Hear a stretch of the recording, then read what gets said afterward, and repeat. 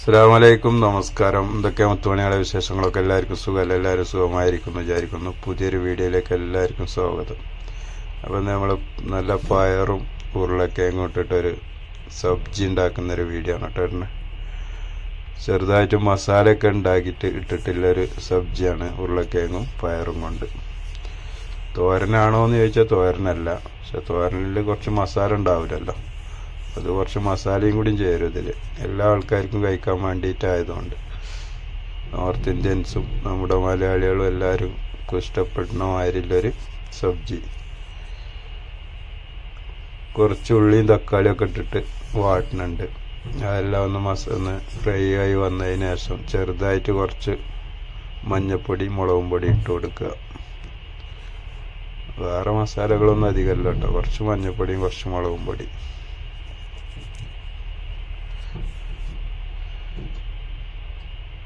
മഞ്ഞപ്പൊടിയും മുളകും പൊടി ഇട്ട് കൊടുത്തിട്ടുണ്ട്. ഇനി അതൊന്ന് മിക്സായിട്ട് പിന്നീട് നമ്മുടെ പയറും ഉരുളക്കിഴങ്ങും ബോയിൽ ചെയ്ത് വെച്ച് റെഡിയാക്കി വെച്ചിട്ടുണ്ട്. അതാദ്യം ബോയിൽ ചെയ്ത് വെച്ചതാണ് നിങ്ങൾ ആദ്യം കണ്ടത്. അപ്പോൾ അത് ഇനി ഇതിൻ്റെ കൂടെ മിക്സാക്കി കൊടുക്കുക.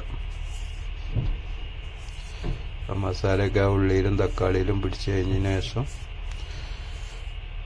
പിന്നെ അതിൽ മിക്സ് ചെയ്ത് കൊടുക്കുകയാണ് കേട്ടോ.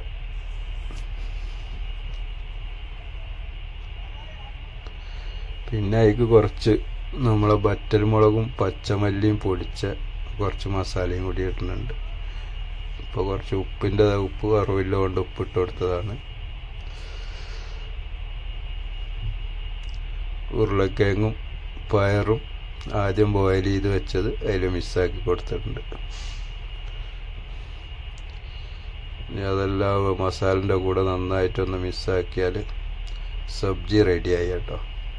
നല്ലൊരു ടേസ്റ്റാണ്. ചോറിൻ്റെ കൂടെയും ചപ്പാത്തിൻ്റെ കൂടെയൊക്കെ കൂടി കഴിക്കാനുള്ളൊരു സബ്ജിയാണ്. എല്ലാവർക്കും ഇഷ്ടപ്പെടുന്നൊരു സബ്ജി.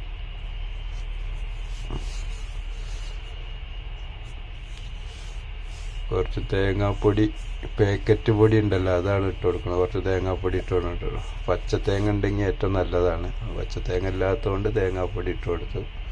പിന്നെ കുറച്ച് വറ്റൽ മുളകും പച്ചമല്ലിയും പൊടിച്ചത് ഒന്ന് ഇട്ട് കൊടുക്കുക മസാല ആയിട്ട്.